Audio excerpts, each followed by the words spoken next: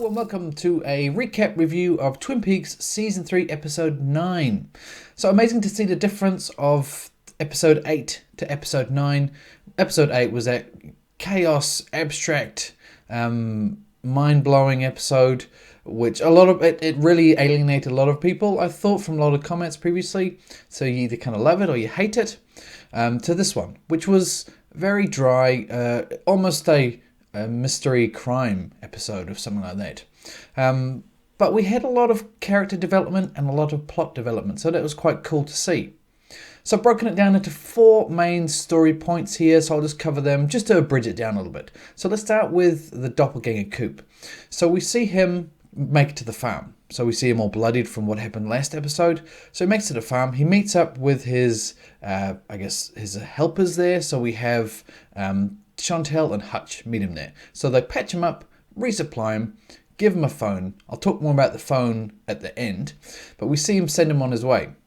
But we also, before he goes, he gives them the order, go to the prison and kill that warden. So kill him at home, kill him on the way to work, or kill him at the prison. I don't care.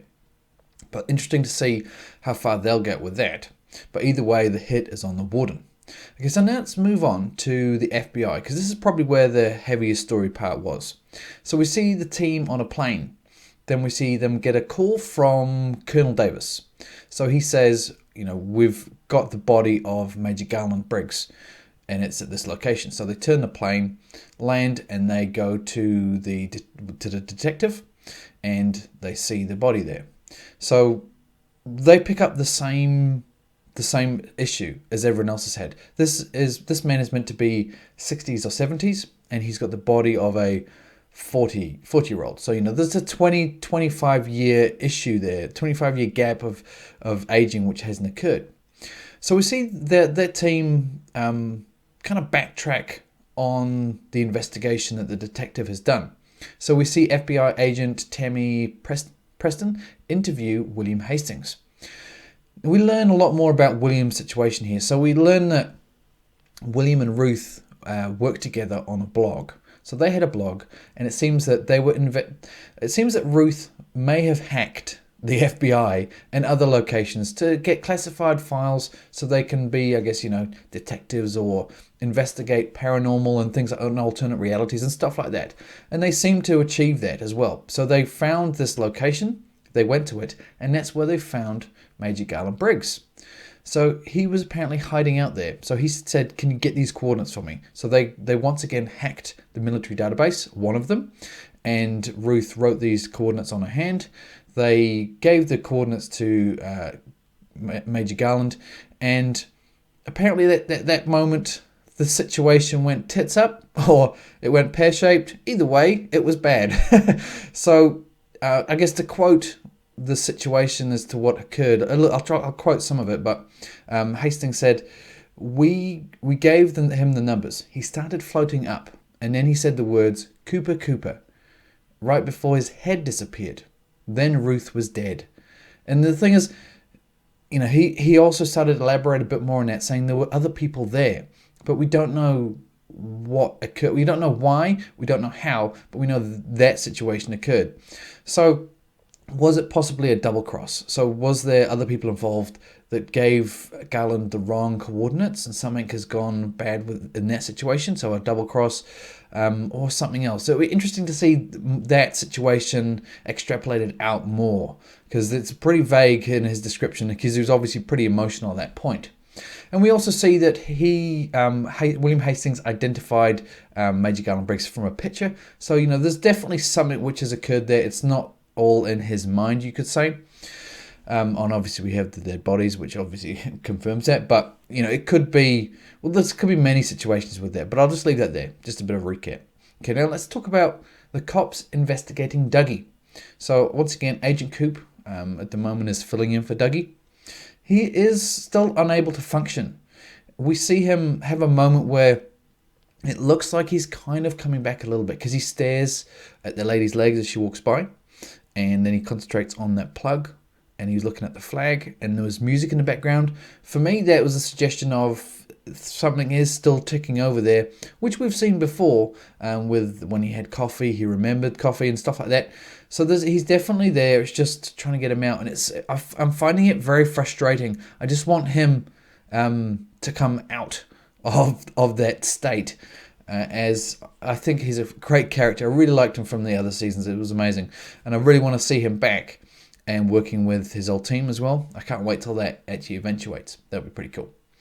So we see that the detectives investigating Dougie. So remember, there was an assassination attempt on him, and also his car blew up. So he's under heavy investigation for this situation. And we see the detectives have found out that Dougie has no information. So he has no driver's license, no tax, no birth certificate, nothing prior to 1997.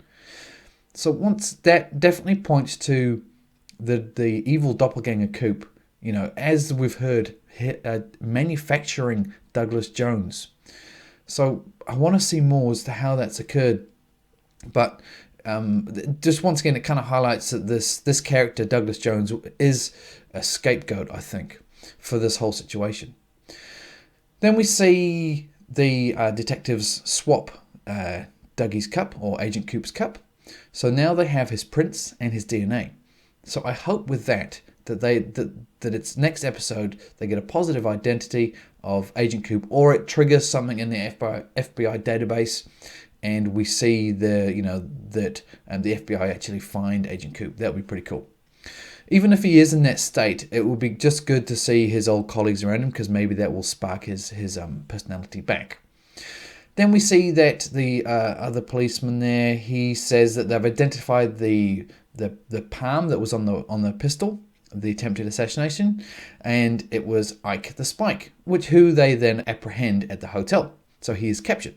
Okay, now on to the last, the main story of Betty Briggs and the people at Twin Peaks. So we see Hawk, Bobby, and Sheriff Truman head to Betty Briggs' house. So it's Bobby Briggs, and his mother is Betty Briggs.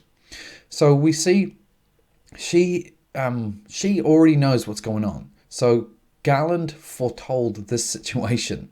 So after he had a conversation with Agent Coop, who was the doppelganger Agent Coop, he told her this situation would occur. At this point, give them this. So we see she gives them the secret note, and we see that then Hawk and Bobby and Sheriff Truman go back to the station to try and decipher it, and Bobby smashes it open because he knows how that works because his father showed him before. And then the note inside is another reference to Bobby and his childhood. So once again, it was that foretelling of the situation around Bobby and his father. So they have to wait 2 days to go to a certain location to perform some weird things. It sounds like some soil or something. It sounded pretty weird. But anyway, we'll see where that goes. That'll be pretty cool. Now, there was definitely more to this episode. But that's probably the main points. I just want to cover off three little, the questions I have, or some interesting points. So probably the main point, which is the fact that the evil doppelganger Coop sends a message to Diane, and Diane receives it, and she was itching for that message the whole time. So we've got obviously something here that's going on.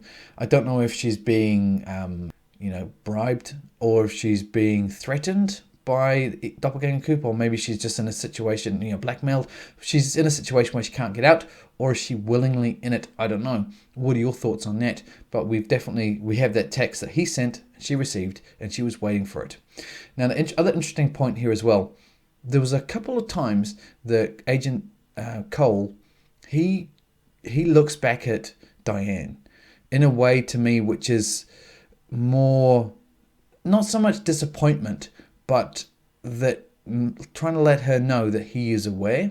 Because we saw when she was having a cigarette, he stared at her. In a way, it was a reminiscing moment, but I also thought there was a point there of he was trying to let her know that he knows. And a few other times he kind of walked away and he looks at her in this weird way. And I thought that was quite subtle, but I definitely think there's something there, that he knows what's going on, or he's onto something. Okay, and another weird situation that didn't really make sense until I kind of look into it. So there was a character which we saw run along a top of a stairs and then run down and smash his face into a wall and looked like probably killed himself. Now, the character in the background was screaming, "Johnny, Johnny," and I was like, who is this? I looked into it a bit, and it was Johnny Horn, if you see from the credits. So Johnny Horn. Now, if you don't know who Johnny Horn was, he was around in the first few episodes of season 1. I don't think he was in season 2, but don't quote me on that one. So what happened is he actually has a head injury. So Audrey, as a toddler, pushed Johnny Horn down the stairs and gave him a head injury. Now there is, I guess, still not sure the relevance of his death, or his, damage he's done to himself. I assume he's killed himself. But yeah, so Johnny Horn was looked after by Laura Palmer. So whether that there's something here going on that he's been told to do to kill himself, or maybe he saw something, I don't know, but that's how he ties into this. So it's not just a random person killing himself. He actually has been in the episodes from previous seasons. Just wanted to kind of point that out. Okay, and the only other real thing I want to mention is the 2 random girls in the nightclub at the very end.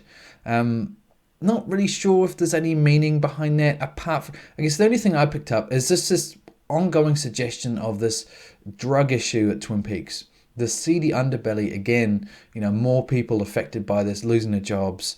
I don't know what that rash is under her arm, but maybe that's a suggestion of bad drugs or a reaction or something like that to all the drugs she's taking, because these 2 don't look that healthy.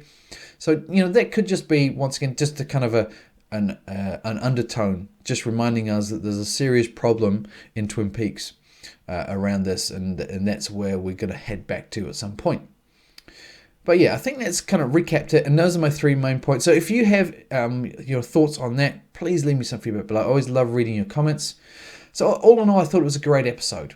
I did like it. Definitely hard to follow on from the last episode. I was thinking, how are they gonna keep going with that? And it seems like they've just kind of severed that episode and gone right back to normality in a way. Obviously, this is probably as normal as Twin Peaks gets. But it was good because I think that's probably the only way they could have done it. So they bring it back to a bit of a normal situation again, so we can kind of try to get our bearings again, pick up on the story, whilst we have learnt all that information from the last episode, if what we thought was right. But yeah, I'll leave this review here. So once again, leave your feedback below, thumbs up if you like this episode, and subscribe for future content from me. So until next time, this is Mesh, and I'll see you later.